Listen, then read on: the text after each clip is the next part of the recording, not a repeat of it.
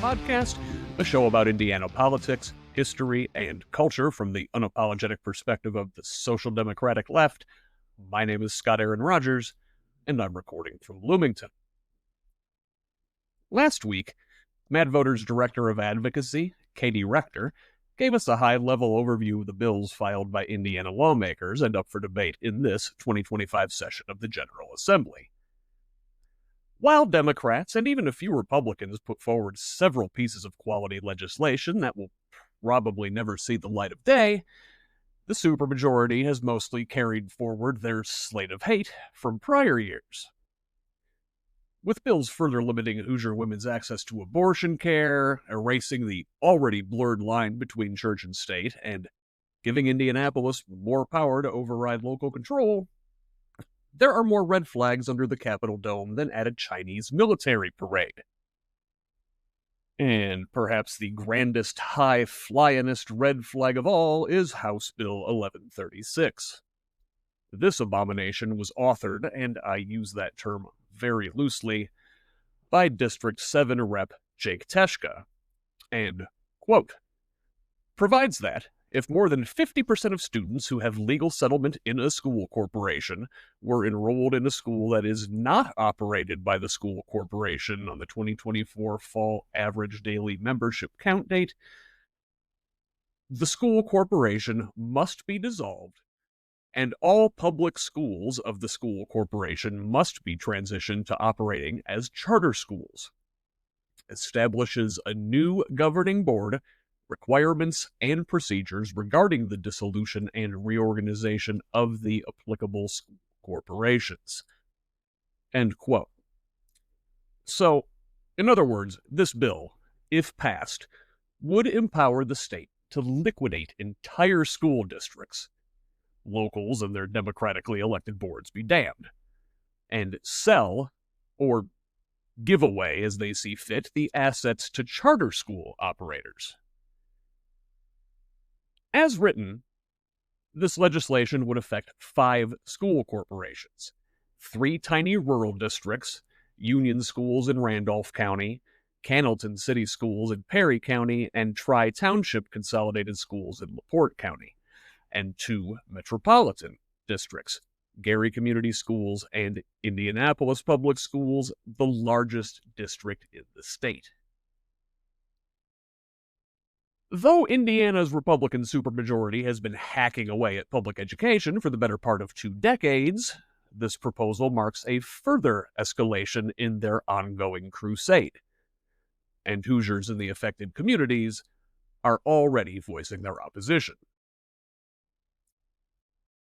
Now, for all things public education, I turn to Dr. Michael Shaffer, who first visited with Who's Left in October to tell us about the right-wing hate groups fielding and supporting school board candidates in the November election.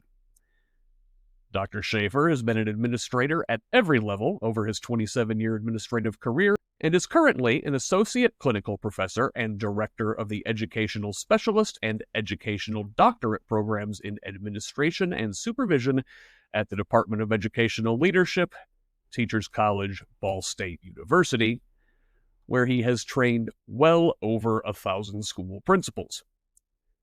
Dr. Shaffer teaches school law, special ed law, school facilities, central office administration, and policy and politics.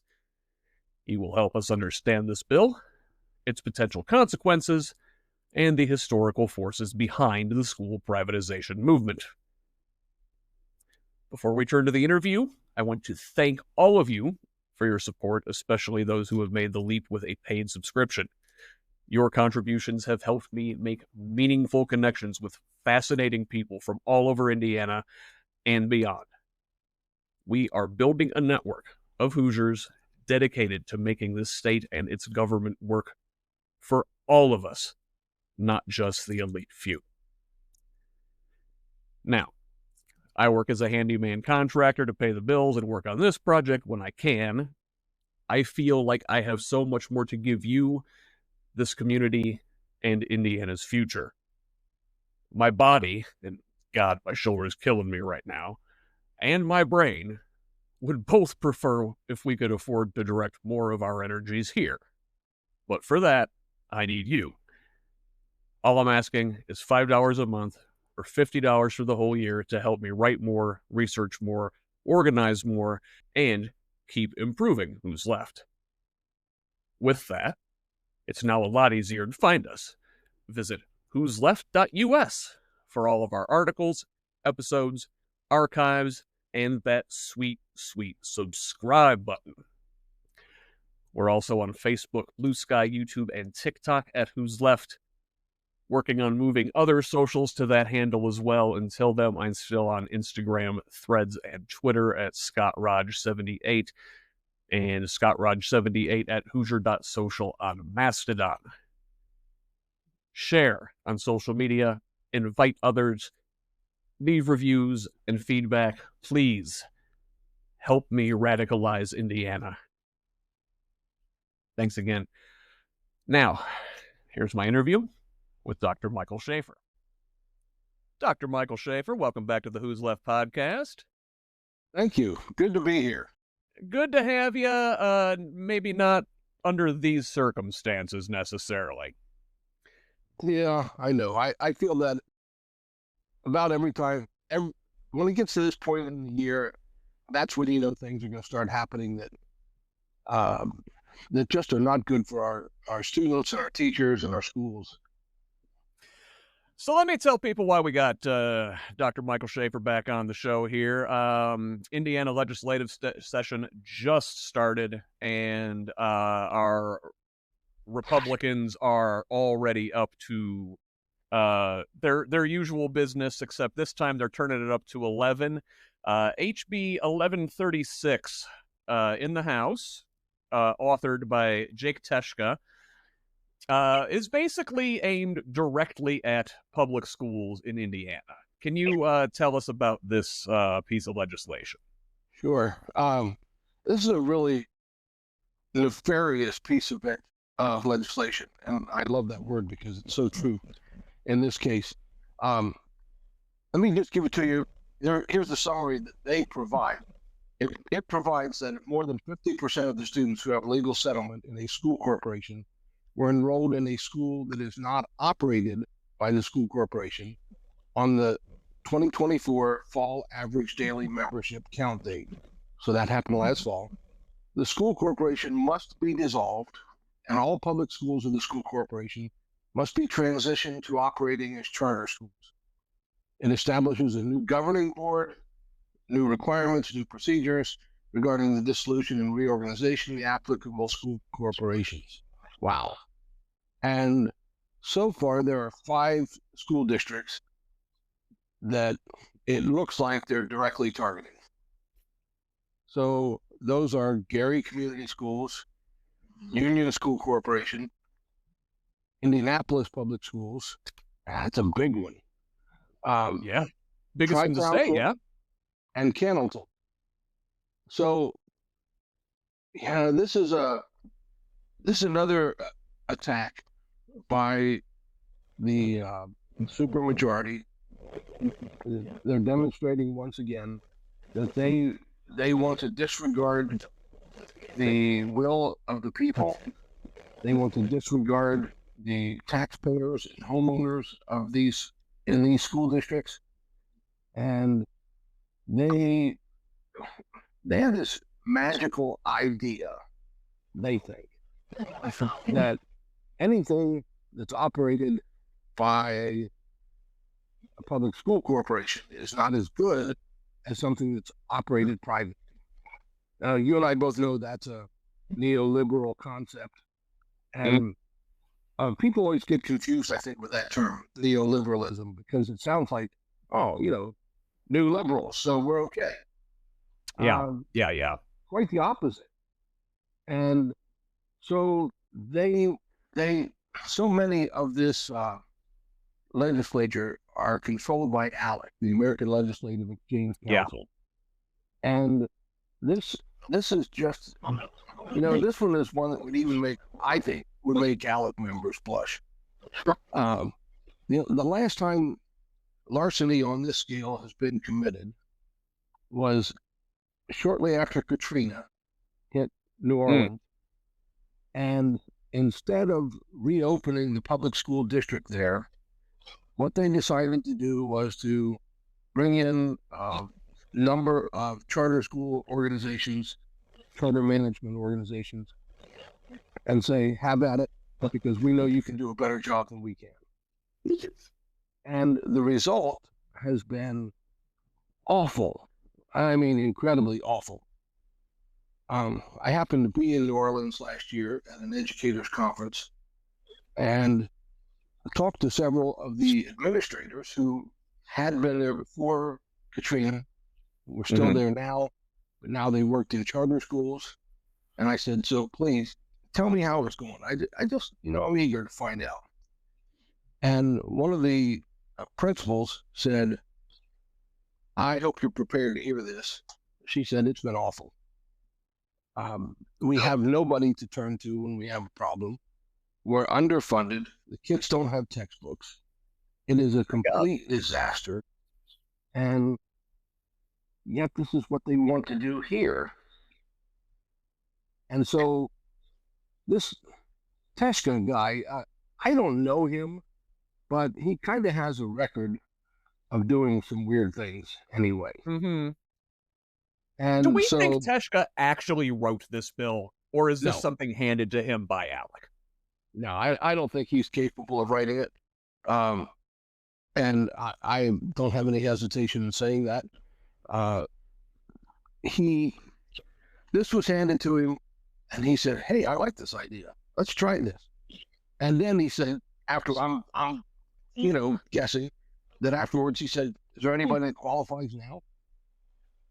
Not even realizing this is what he can, Gary Community Schools has been attempting to climb out from under a mess for the last 10 years. They had $100 million in debt. Now, Indiana law says that a school corporation cannot operate in the red. It cannot operate with a deficit. Right. They were operating with $100 million in debt. Now, that has accumulated, for the record, it's not an unknown fact that the Gary School Corporation has struggled financially since the 60s. It's always been an issue for them. And that makes sense. Like with all of these, like Gary and IPS specifically, we're talking about cities that used to be bigger. Right. And have lost population, especially Gary has lost a ton of population. Oh, yeah, absolutely. And therefore they lose their tax base. And then so they've got all these facilities, all these schools, all of this stuff that they were to service a larger community. Right. And now when the community shrinks and they don't have as much incoming, then they struggle to keep up with all of their inventory, as it were. Yeah. Yeah. And across the country, everybody's struggling to keep up schools, because we're not just talking about an Indiana issue here. We're talking about a huge amount of money that needs to be invested in the facilities of public education, because of the fact that people have said, well, in Indiana, it really started with then Governor Mitch Daniels, who said, I am so tired of these school corporations building Taj Mahals for their schools. And I'm like, really? Have you been in one of these schools lately? I haven't seen a Taj Mahal among any of them. Yeah, the Taj Mahals are in the fancy suburbs where they have the tax base to support these sort of things. Yeah. Like Carmel is a Taj Mahal. Yeah, it's a nice school, but they've also worked to keep it up. And they also fill it up. I mean, they use the facility. And there are other nice facilities. I've been to Hamilton Southeastern, which has their college and career academy on both Hamilton, HSC High School and Fisher's High School.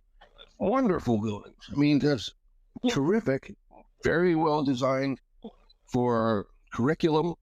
And so it works. The architects that designed them thought through what they were doing. They have educational consultants that work with them. But the thing that bothers me, when you look at these school districts that we're talking about here, these are districts that have struggled and continue to struggle And for people that have not worked in a tough urban environment, they don't understand that these schools have a massive mission. And it is so very, very important. And that mission is not going to be fulfilled by a charter school that comes in with the idea that it's going to make money. And that's what they're doing. So, when you look at that, it's frustrating. And I always like to look at the difference between the two largest school corporations in the state, which would be Fort Wayne Community Schools and Indianapolis Public Schools. Now, Dr. Wendy Robinson was kind of a visionary superintendent and legendary, but I mean, I worked for her, and I have to tell you, it's tough to keep up with somebody like that, because she looked at the things that were happening and she said, this is our community and we get to choose. This is a train that's coming really, really fast. Mm-hmm. So we either jump on it or we get run over by it. And she said, I don't know about you, but I don't want to be hit by a train. And she was right. And she had a terrific board chairman, board president, who was totally aligned in thought with her. And that was right when I first came to the district. And they said, you know what? We can't support a referendum here. They had lost a $500 million referendum. Oh, geez. And they said, here's the reason we lost it. We lost it because people don't have confidence in our schools. So what do? We build confidence in our schools. And that had just happened in the fall. I started working there in January in one of the elementary schools. And Dr. Robinson said, we're going to do everything in our power not to be ever taken over by the state. And wow, they brought in the best experts, the best people. When I look back at the professional training that we had, I already had a doctorate when I went there, but I feel like, it's kind of like, it's what you learn after you know it all that really counts. Mm-hmm. And I'm not saying that I know it all, because I do not consider myself to be that person. But wow, the quality of training that was brought in for us, and it made a huge difference. And if you look at Fort Wayne Community Schools today, there are, I think there's one charter school in the district. One. Now they continue to fight the issue of voucher schools, mm-hmm. People that want the religious focus, and that's another story altogether. Yeah, we talked about that a little bit back in October before the election. Yeah. So here's the thing. Let's be honest. So this is like diving off the edge here with this bill. This is not a nice thing. What we're talking about is, and I hope, I know your listeners understand this, but I don't know that the general public has picked up on it. Every single one of these school corporations here, the 5 that are listed, plus the others that if they're talking about dropping it to a 40% threshold, to say if 40% of your students go to another school, then that's their compromise? Yeah. They want to, so there be even more school corporations. And so what happens then, they're saying, is we're going to come in and we're going to completely deprive all of your schools of any local control. Now, here's what some people don't understand. When we look at charters, sometimes people get the idea, this is a great thing. They're very successful and they have high expectations. They hire great teachers. They hire great administrators. Well, they're not even around. Yeah, some of them. That's the key there, Scott. Because some of them don't even hire people who are licensed. Mm-hmm.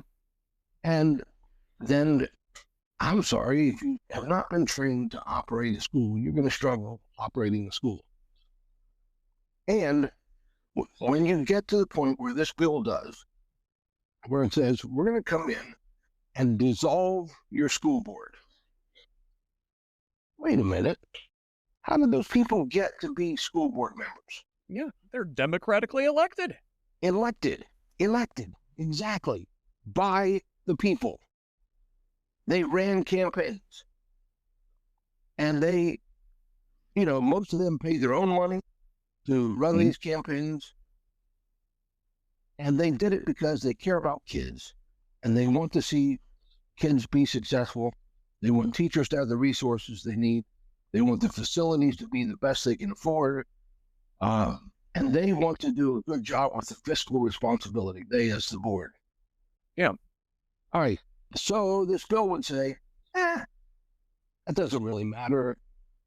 Now, it's an interesting thing, and this is a debate that I've had with several people, because, in the state of Indiana, charter schools are public schools.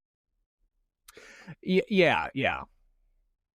Now, you're as hesitant as I am, because we know that the thing that makes a public school public is the fact that it has an elected board who represents the people in the district. The people in that district have the legal right, to attend school board meetings. Yep. And they can speak. Now, they don't have unlimited amounts of time to speak. In most districts, it's 2 or 3 minutes. But you can have a lot of people come through and take their 2 or 3 minutes and establish the fact that we have public input into whatever this situation is. Now they're talking about, we're going to dissolve the board. Now, here's a question that I would have. What happens then? Because every school corporation, every single one, has debt. And they pay it through a debt service fund. Now, what happens totally to normal. those schools? Right, it is normal. It is absolutely normal, because it's like, having a home mortgage. And they watch that extremely carefully, so that if they have a big project that's coming up, they are watching to see, all right, we finished paying off this loan here, and if we start another loan at the same time, a building project, then it doesn't increase what it costs taxpayers, and then they keep it level, which is a good thing. It's very smart business on the part of school people that do that. All right, so this bill, though, come in, and it doesn't really discuss this much. It doesn't say, well, all that debt, taxpayers are still going to be responsible for that debt. But they will have zero control of the schools. The typical Republican playbook, it sounds like. They're going to socialized losses, right? Yes. People are going to pay for the debt, and then they're going to hand the buildings and hand the school system off to private entities so they can profit. Yes. And people are holding the bag. And then, but it's not even just that simple, because I'll give you, for example, one that used to exist here in Fort Wayne, which was the Imagine schools.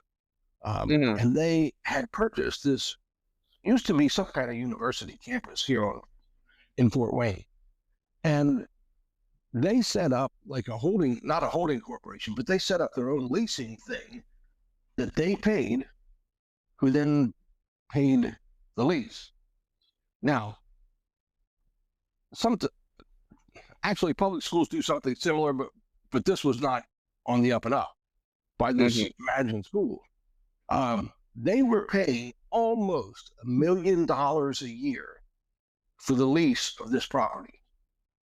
Now, at one point in time, this property was nice. Yeah. 50, 60 years ago. It's not now. I mean, there are leaky roofs, there are, plumbing problems, there are heating problems. And you know what they did? They didn't fix any of it. Now, when it got to be too expensive for them to manage it, and it was a failing school, they lost their charter, so they turned it into a Christian school. And now it gets vouchers. Yeah. And at least for the first year of it, and I don't know if this is still true, at least for the first year, they still had an office in the building for Imagine, even though Imagine was supposed to be out of the picture. So they make money they make money on these things. There are lots of ways to make money in charters, but none of it's good. Yeah, a lot of it's like you own the building, right? So now you lease the building to Yeah, the school. You get your money, and they're yeah, yeah. And then they complain, well, we don't get any property tax money. Well, you don't get any property tax money because there are no boundaries for your kids. They can come from anywhere. Mm-hmm. But you get other monies that make up for that. This is another attempt by the legislature to reconcile what they see as a big problem of they don't get enough money from property taxes. So they're going to take control over the finances. They're going to dissolve the school district. Then how much does the community have to say about what happens in those schools? Nothing. This sounds a lot like several years ago up in Michigan, where their state legislature took over municipalities. They took over Detroit. They took over Benton Harbor. Right. They took over Flint. And when they took over Flint, that's how we got the Flint water crisis. Absolutely. It was the state coming in and taking control from the democratically elected local government.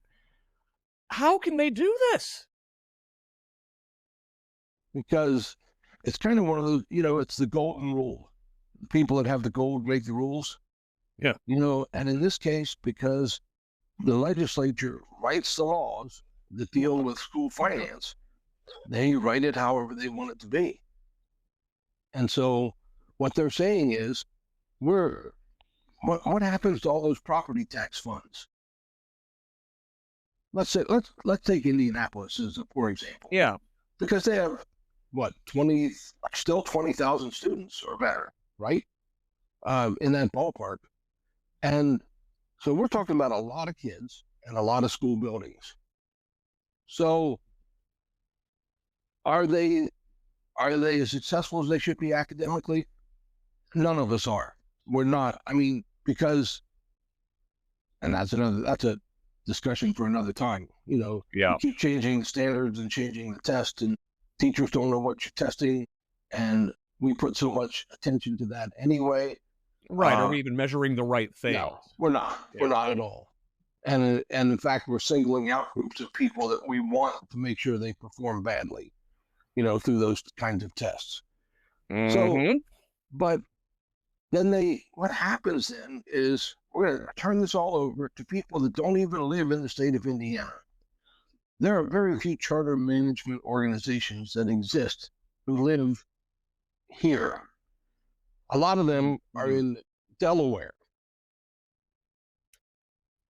where they're set up like your credit card companies and the low tax burden and yeah. And they're also, these charter organizations are really very very well known for not providing support to their teachers, because what you're talking about right now, and this is the beauty of a school corporation. The school corporation has the people, not necessarily in one building, but who work for the corporation to deal with the problems that they face as a school district. So if you have a student who has an emotional disability, needs extra help, needs a behavior plan, you may not have somebody specifically trained in your building to prepare for that, but there's somebody at the district level. You can always go to the next level to get the assistance that you need. What they're saying is, instead of having a union of districts, a union of schools together, where they work together, where there's one person in charge who answers to a school board who's elected, we're going to split all of that up, and we're going to give it to individual. This person gets this high school. This charter organization does. This one gets this one. This one gets this one. What happens with their sports? Now see, this is the thing that I think those who are wanting to fight this should come up for air for a minute and say, because that's the one issue that people get really excited about. Yes, Why? it is. Yes. You mean we're not going to have We're not going to have sports anymore?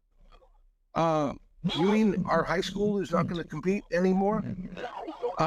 No, it's really not. Not like they compete somewhere.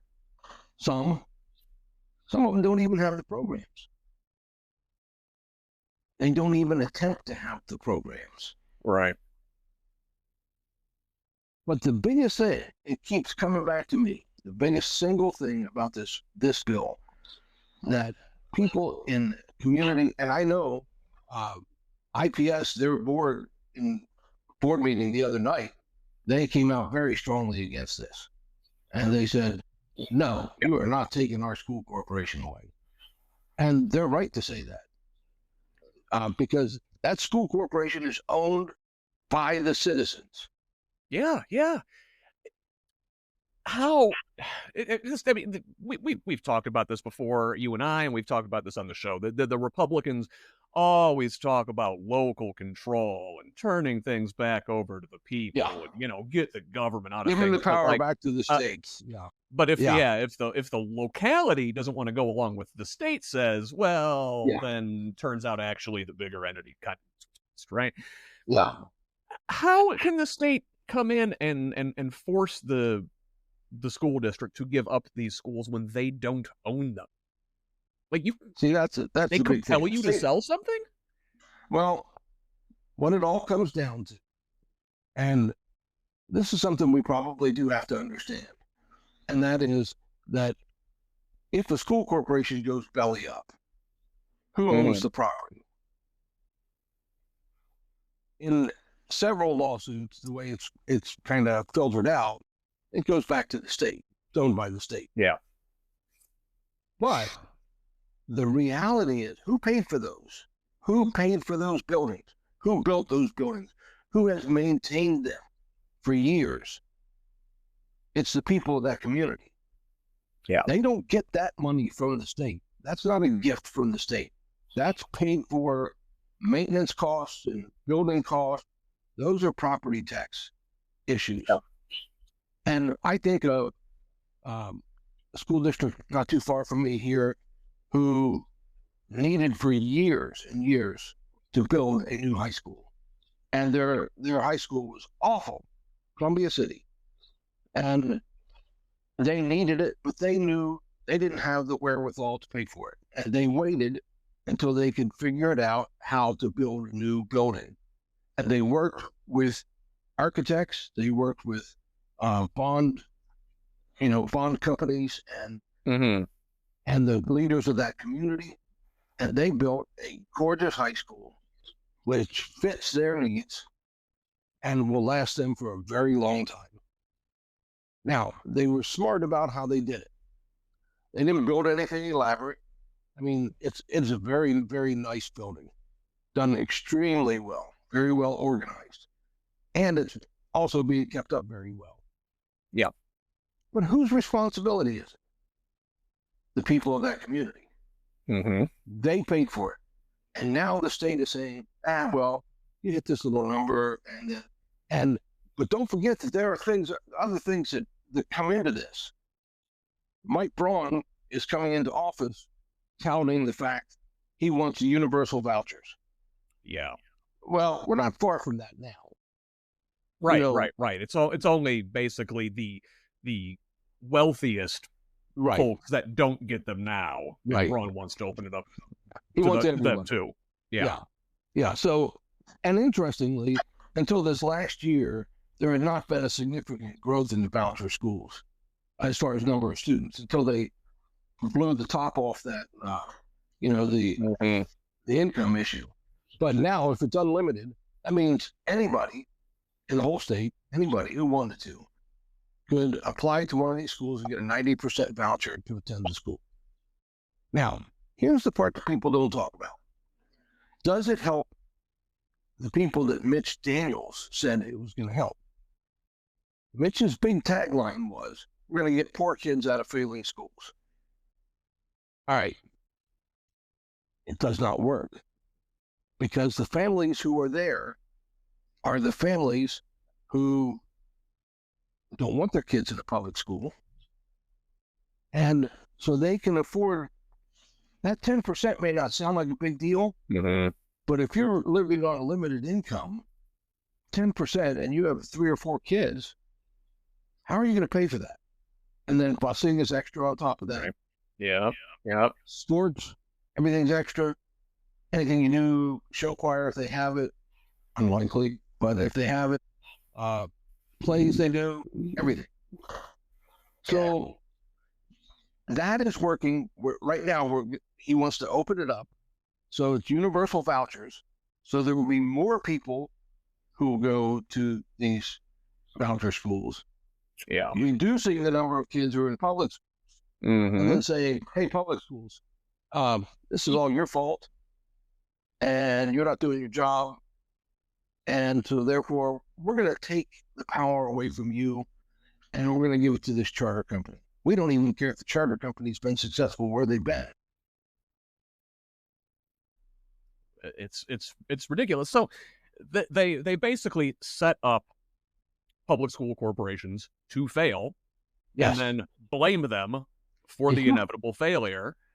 It's almost like they planned to do this so they could, whittle away over time, hack at anything publicly owned, and then sell it for parts to their donors and their buddies.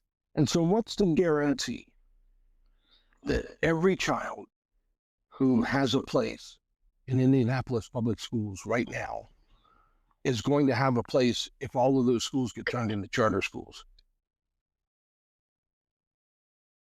What about the students who come to school and don't know how to behave? What are we going to do? In public schools, I'll tell you what we do. We work with them. You have to.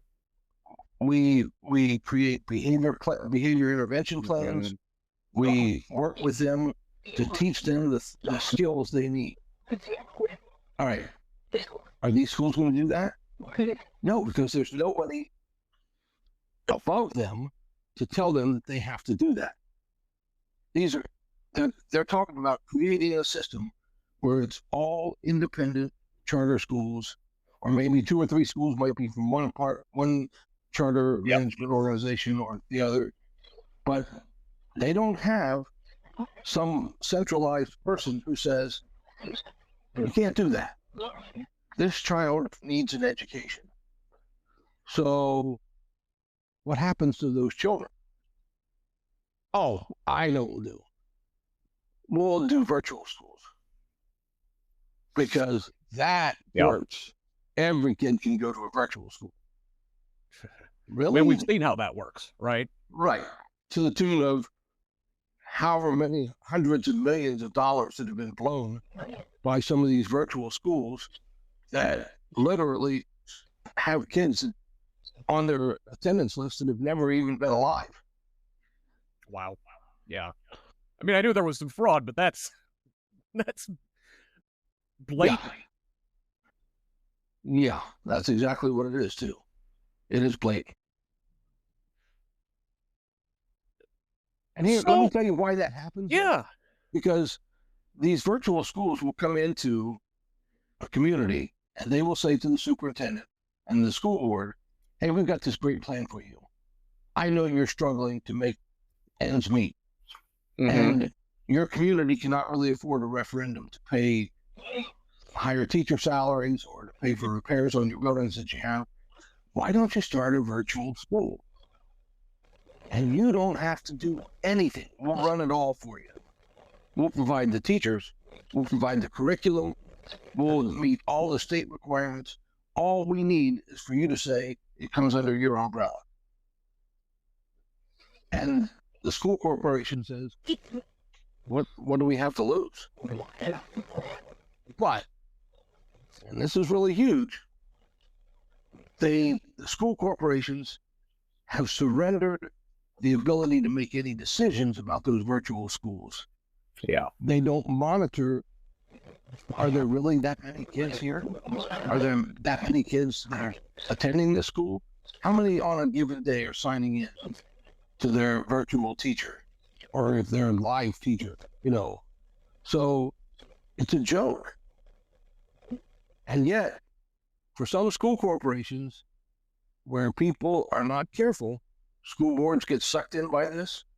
Superintendents sometimes get sucked in by this, and they say, yeah, we're going to have a virtual school because we don't have any other way to make the money that we need. And it becomes a huge disaster. To me, I mean, it sounds like so much of this is just due to the way we fund schools with local property taxes. And with that, I think the economics of your town will always determine your educational outcomes. Yes. As long as we keep doing things that way. Yeah.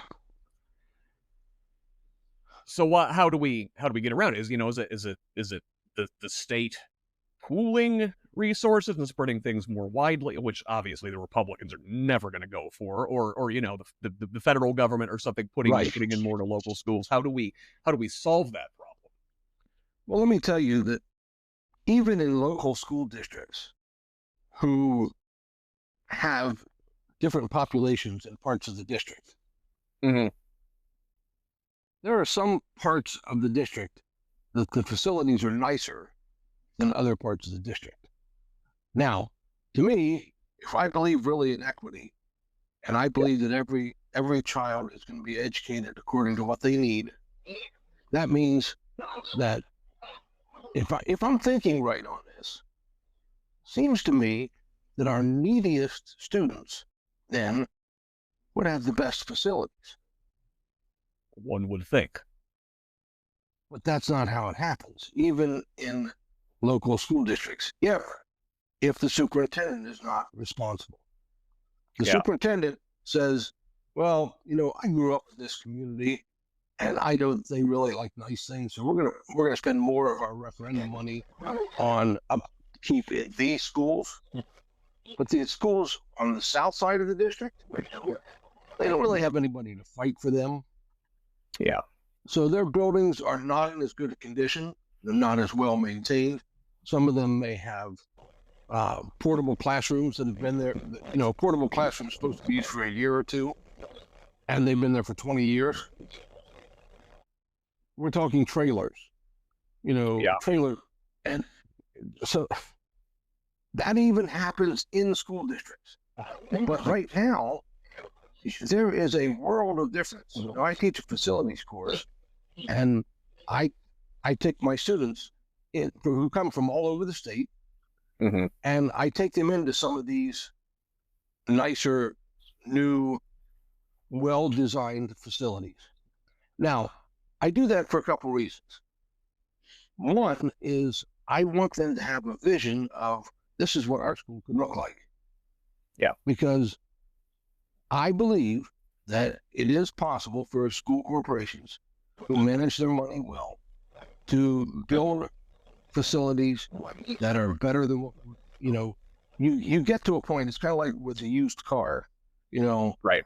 You get to a certain point where it doesn't make sense to keep paying repairs, because if you bought a new car, it would run and you wouldn't have to worry about it, and everything works like it's supposed to. And that same kind of a balance happens in school buildings too. So I take my students to see some of these new facilities, and some of them come away in awe. I'll give you, for example, sometimes they see these incredible workout facilities for the sports teams. Yeah. I mean, now, what they don't see is that often there's a local company that sponsors that, and so they get their name on it. And so they donate a lot of money to do that, this athletic workout facility for students. And in some places, they are really good about allowing community access, or having, there are some of our school districts, some of our, the ones we consider the donut districts around Indy, they do a tremendous job of letting their publics use their facilities. And every day of the week, somebody's in those buildings. Now, is that hard on a building? Sure it is. But the community paid for it, so they should have a right to have access. Not unlimited access, but, Sure. appropriate access. So, we made a move, and here's where we went wrong in the state of Indiana.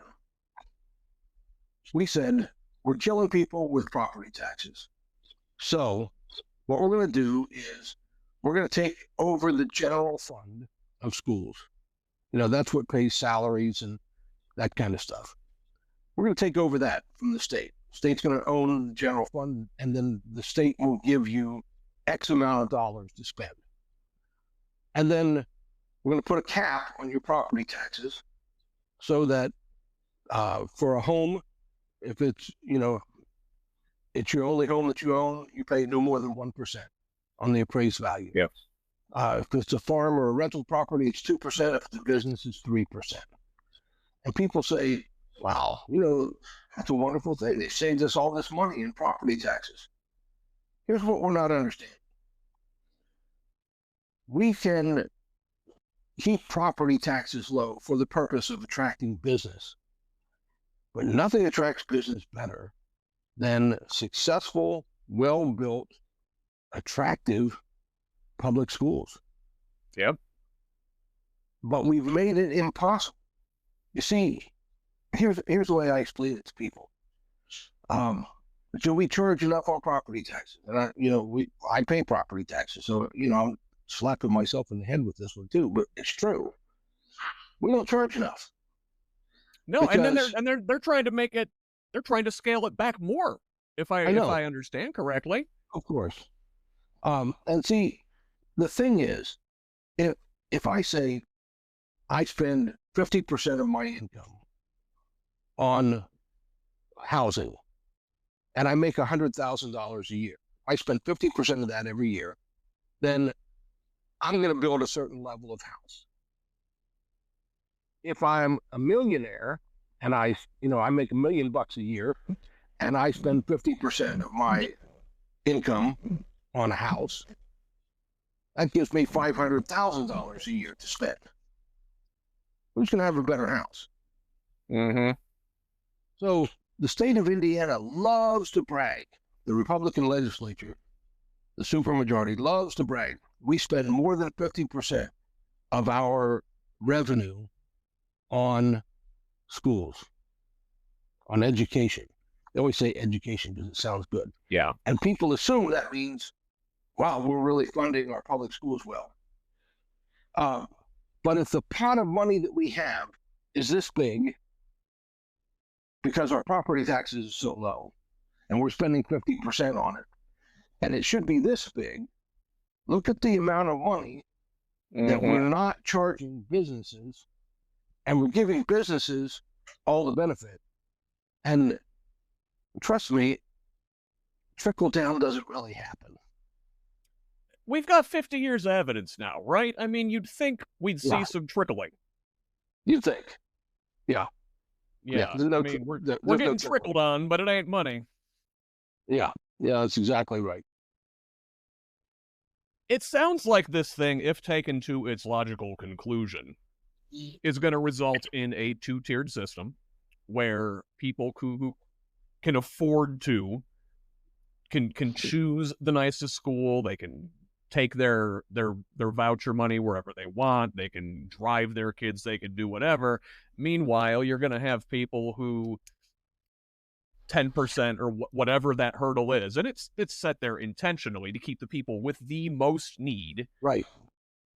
Where they're the only ones using the public schools. Well, and that's right. And so if we're kind of bumping into the voucher thing, but it's gotten a lot worse. And so the reality is, and Jennifer McCormick said this many times when she was running for governor, she said the voucher system is not a system designed to get poor kids out of failing schools. The voucher system is designed to allow white parents to put their kids in a school where they do not have to attend classes with students who have special needs, with students who have behavior problems, for Mhm. students who are black or brown and students who speak another language in their home, Yeah. because all of those things in their mind disrupt it. Now, where did where did I don't know, so I'm going to test your knowledge of schooling here, Scott. Um, when did the big revolution happen where we started having private Christian schools? Ah, yeah, right after Brown versus Board, 1954. All right. So here's the part they don't want to talk about. All right. Christian people who are supposed to be accepting of all others. Yeah, if you pay attention to that Jesus guy. Yeah. But they don't, because these schools are set up on purpose to exclude people. And they exclude people who are LGBTQ Mm-hmm. as either staff or students. Yep. They eliminate people that make them, anybody that makes them uncomfortable, they don't let them in the school. Then we can have our perfect little white schools where kids are going to be successful.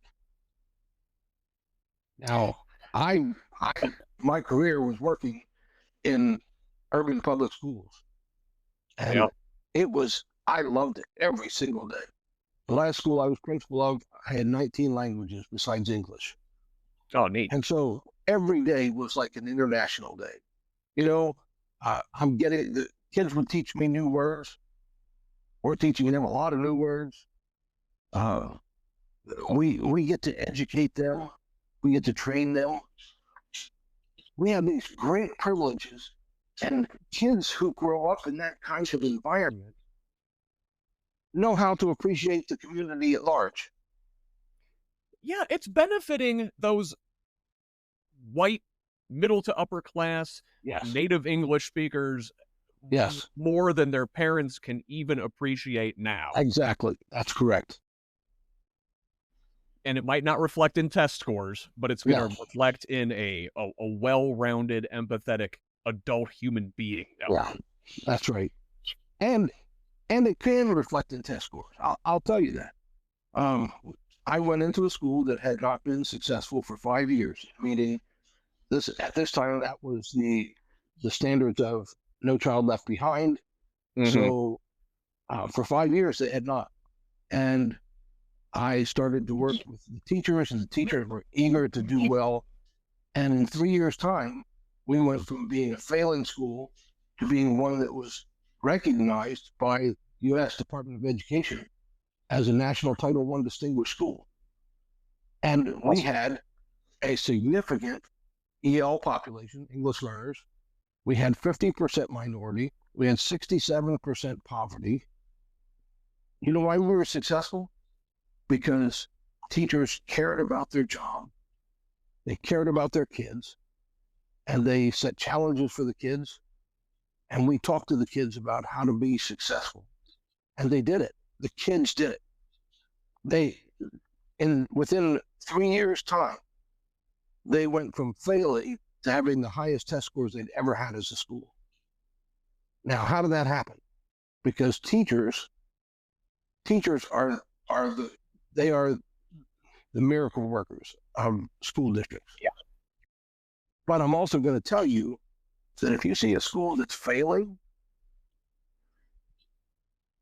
I train principals for a living. That's what I do. I'm going to tell you the same thing I tell my students.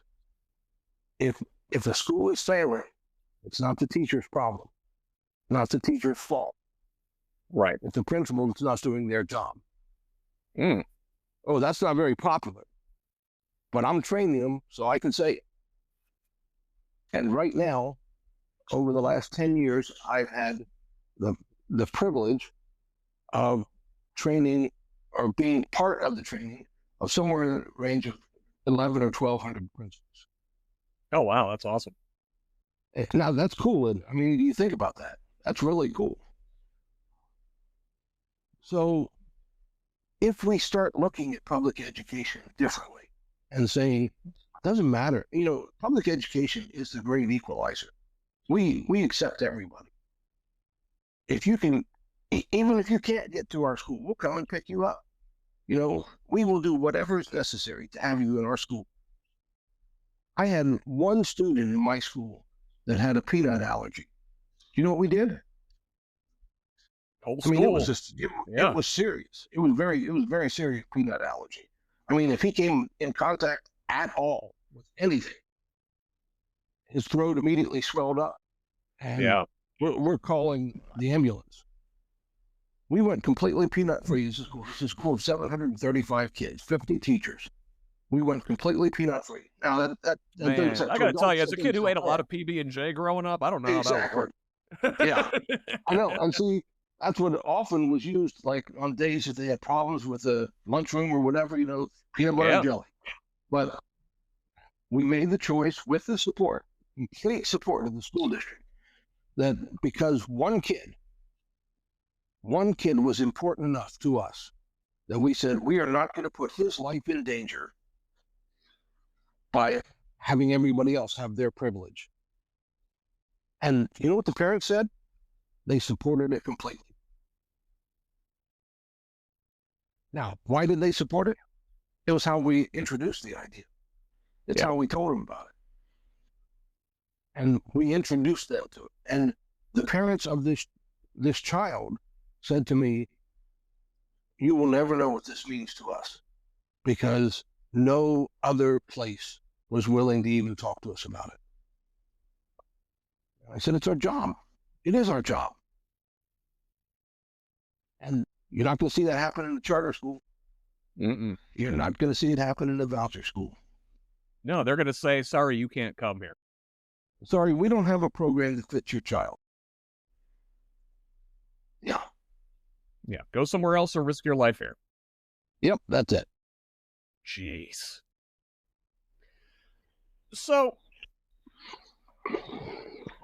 obviously, we could talk all day about a vision for well-run public schools in Indiana, but first things first, we have to beat this thing back. Yes. So how do you propose we go about it? Well, the first thing we have to do is we have to talk about it as often and as loudly as we can. I think we're too nice. I think we who oppose this kind of thing have kowtowed to the supermajority way too long, and we've just said, well, there's nothing we can do. Yes, there is. Here's what I would encourage. I keep a book on my shelf back here, which is one that I frequently read. It's called Rules for Radicals by Saul Alinsky, written back in the 70s, in the 1970s. Mm-hmm. I happen to remember the 70s. I was in high school then. So I remember the things that were going on then. Saul Alinsky wrote this great book called Rules for Radicals. In other words, what if you don't agree with what's going on? What do you do? Well, we have a government that's capable of change if the people stand up. Now, it sounds like Indianapolis Public Schools is already working to stand up against it, and I hope they do. I hope they pull out all the stops, and I hope they tell people, this is what's going to happen.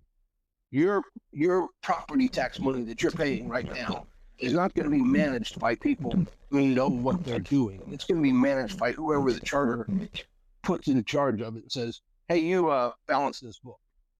And if it's not quite right, we don't care.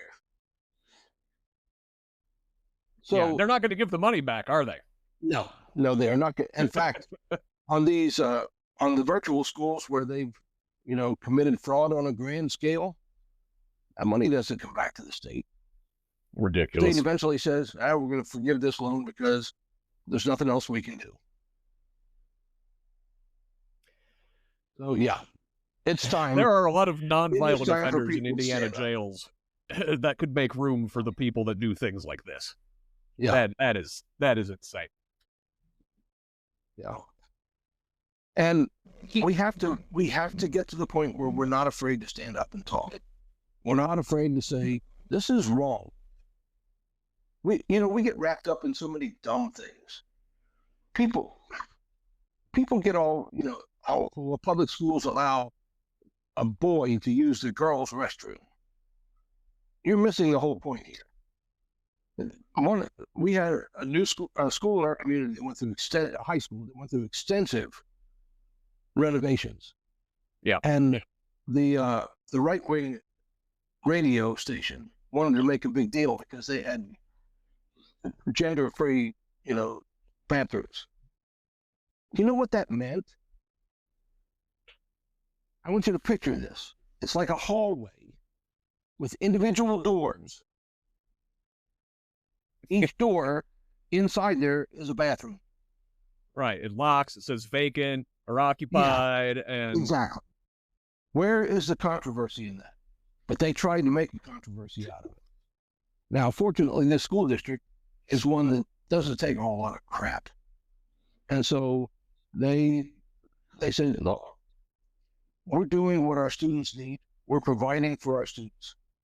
And we're going to do it in such a way that it's done appropriately, it's done professionally, and let's be realistic.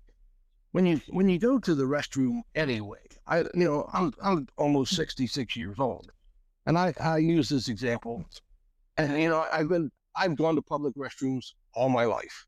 You go to a football game, you go to the restroom.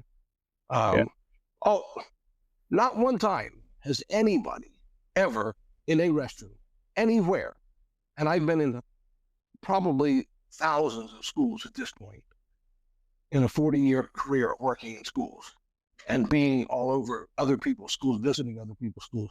Not once in any time that I've ever gone to anybody's restroom has anybody said, you mind if I take a look at your genitals? Yeah, right. And if they do, that person's the problem. It's exactly right. Yeah. So the people that want to make a big deal out of this are using it to make a deal because they know that it's a hot button that's going to get somebody upset. Yep. And they're being ridiculous. Divide and conquer, classic tactic. They set the population on each other, and then they make off with our entire school system while absolutely. Yeah. And there's another whole topic that you and I need to talk about sometime, and that's the release time for religious instruction. That's another topic for another day. But wow, that is a big, dirty issue. Yeah, absolutely gross. That's LifeWise, which we briefly mentioned last time, but we could go all the way in, and the chaplains in the schools, they're still talking about that. Yeah. Yep, they'll bring it up again. It's kind of like the same person that brings up every year that we need to reinstate cursive writing. Well, somebody needs to teach that person who reintroduces that bill how to use a cell phone. Yes. And send a message, because you don't use cursive on it. No, we should be teaching like touch typing to second graders, not cursive. Yeah. Exactly. Oh, lots of stuff going on when we can't, we can't let the sheer audacity of this bill distract us from the other stuff that they're going to slide through while we're arguing over this. So we got to keep our eye on the whole ball here. Yeah. And we also have to watch toward the end, because that's when they slide things in. That's when 2 years ago they slid in that House Bill 1447, which was, we're going to send librarians to jail if they allow books that are harmful to students. Yeah, pornography, they call it. Yeah, which it's utterly ridiculous. Yeah, so eyes on the ball here. I was an elementary principal for 25 years, and not one time in that 25 years did we ever have pornography to be checked out for our kids in the library. Not once. Not one teacher. Well, if you redefine what pornography is to anything that upsets your delicate sensibilities, then you can call anything pornography. Yeah. That's right. In which case, they probably ought to get rid of having Bible classes, because there's some real problems in some of that. Oh yeah, there's all sorts of fun stuff about donkeys and horses, and let's not go down that Yeah. road. Yeah. Well, Well, Dr. Shaffer, we're sitting here at about an hour, and I'd chew your ear off all day long, but I'm gonna let us go here. Give us some words to end with here.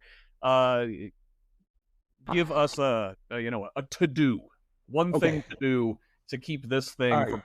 This is easier than what you might think. I'm going to take it because I'm a big movie lover. In the 70s, there was a great movie called Network, where the guy was Yes. getting ready to retire as the news anchor, and he kind of went off the deep end a little bit, and he said, "You know what? I've been sitting here for all these years of my career, telling you what the network wants me to say, and because of that, I have often lied to you, and I have not told you the truth about news stories, and you thought you could trust me because I'm sitting here and I'm telling you the truth." And he said, "It's not the truth. We tell what we're told to tell." And he said, "Here's what I want you to do." And he was located in New York City. "I want you to go to your window, throw your window up, stick your head out the window, and yell, 'I'm mad as hell and I'm not going to take it anymore.'" So in the movie, people did that. Now, a couple of years ago, I had the privilege of speaking to a group of teachers who were gathered at the State House in Indianapolis, talking about some of these voucher bills and that kind of thing. And I related that to them. And I said, "Look, I know that we're all teachers, and we've been told, we're careful about the language we use because we're training young people. But I'm telling you right now, it's appropriate to swear. So I'm going to tell you, I'm giving you my permission. You can swear. And we're going to say this because at least once we want this legislature to hear that what they're doing is not right and that you're ticked off about it." And I said, "So I want you to practice with me once. We're going to say it all together. 'I'm mad as hell and I'm not going to take it anymore.'" And they looked at me and they started laughing. I said, "I'm serious. We're going to do this." I said, "Say it with me." And they did. And I said, "Now we're going to put on our best playground voices and we're going to yell it loud enough so it rings through the hallways here. 'I'm mad as hell and I'm not going to take it anymore.'" Now, I think that's what it's going to take for every average Joe, every person who pays taxes in this state, every person who sends kids to school, every person who's ever gone to school, everybody that's ever sent a kid to school, to say, they can't do this. They don't have the right to take away from our school community what we bought and paid for with our own blood, sweat, and tears. I'm mad as hell, and I'm not going to take it anymore. So that's what I think needs to happen. For all of your listeners, I would say start writing editorials for the paper and use that. I'm mad as hell, and I'm not going to take it anymore. Because if the legislature realizes that they have lost public support, they won't vote it through. They believe nobody will do anything. That's their belief. Nobody's going to do anything. And as long as they have that confidence that nobody's going to do anything about it, then they'll vote it right on through, and they don't care. So that's the answer. I'm mad as hell, and I'm not going to take it anymore. All right. Well, Indiana, you heard Dr. Shaffer. You have permission to swear. Use That's it. right. Absolutely. Use it well. Once again, that was Dr. Michael Shaffer, professor in the Department of Educational Leadership at Ball State University Teachers College. The founders of this country championed public education before we even had a constitution. 4 generations on, Ulysses S. Grant said, "The free school is the promoter of that intelligence which is to preserve us as a free nation." 4 generations after that, Franklin Delano Roosevelt said, "Democracy cannot succeed unless those who express their choice are prepared to choose wisely. The real safeguard of democracy, therefore, is education. End quote. So, why would anyone want to dismantle public education? It's so cartoonishly evil that when we point it out, a good chunk of the mainstream thinks we're nuts. You're overreacting. Nobody can be that sinister, they say. Well, to quote the Tiger King, guess what, motherfucker?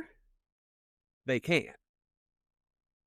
Now, I don't think a group of men sit around in smoke-filled rooms twirling their mustaches, pondering new, more cruel ways to disenfranchise children.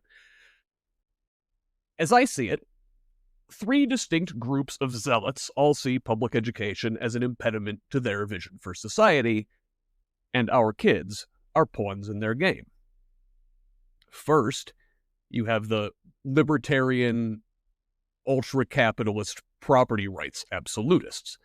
This group believes in the privatization of everything, and that nothing should be publicly owned because that would be communism. The next group is the Christian nationalist, who believe the wall of church and state should not exist, and that religious institutions should be responsible for education. The final group is the racists, who aren't opposed to the idea of public education in theory, but are still upset about Brown versus Board of Education from 1954. That Supreme Court decision desegregated public schools and gravely wounded Jim Crow. But make no mistake, carried to its logical conclusion, the ongoing dismantling of public education will result in a separate but equal system not unlike that era. Of course, we're much too sophisticated and refined for such overt discrimination these days, so old Jim will get a glow-up and rebrand as Mr. James H. Crow III, Esquire. That's why we're seeing small rural districts being targeted right along with the big majority-minority school corporations in Gary and Indianapolis. Black or white, urban or rural, the school privatizers don't see us, the people, in color. They only see obstacles. Well, actually, the racists definitely see color, but they're a useful ally to those who would tear down public education. I mean, several southern school districts shuttered entirely rather than integrate after Brown. They will definitely bite off their nose to spite their face in service of your goal. See, the one thing these disparate groups of public education opponents share is a hatred for democracy. Rule by tech oligarchs, rule by religious authorities, rule by white supremacy. Don't nobody want that. None of these ideas are popular. None of these ideas poll well. None of these ideas can win democratically. So, if, like FDR said, the real safeguard of democracy is education, and democracy stands opposed to your authoritarian hierarchical worldview, you must destroy education first. Because the wealth class sees us all the same way, as hurdles to be cleared, we also must come to see ourselves on the same team. Rural communities need good public schools, big cities need good public schools, the suburbs need good public schools. And when public schools are dismantled, we lose more than buildings, we lose community.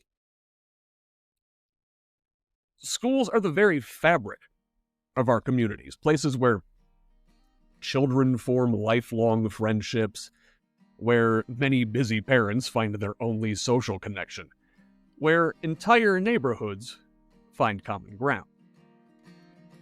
Tearing at that fabric doesn't just hurt students, it hurts us all. So we need to recognize this legislation for what it is: an attack on democracy, on our communities, on our kids. Public schools are owned by us, by our neighbors, by our localities, and governed through democratic processes. HB 1136 would strip that local control away and hand it to private entities that prioritize profit and power over pupils. This isn't about improving education. It's about consolidating wealth and social control at the expense of our children's futures. So what do? We speak out, loudly and collectively. We educate ourselves and others. Talk to neighbors, talk to teachers, talk to other parents at your kid's school, and make sure everyone knows what's at stake. Then, I want you to call your state rep at 317-232-9600 and tell them I'm mad as hell and I'm not going to take it anymore. Because that's what this moment calls for.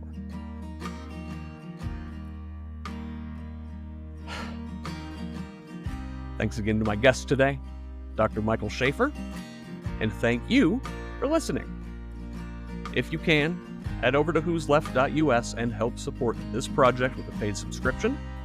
That's where you'll find everything I publish, but you can also find me on Facebook, Blue Sky, YouTube, and TikTok at Who's Left, and on most other social media sites at ScottRodge78. My DMs are open for feedback, tips, ideas, and concerns. You can also email me at scott@whosleft.us. Forward the show to a friend, and have them forward it to another friend. Let's keep building this project and a more democratic state. Until next time, this has been the Who's Left podcast. I'm Scott Aaron Rogers. Love each other, Indiana.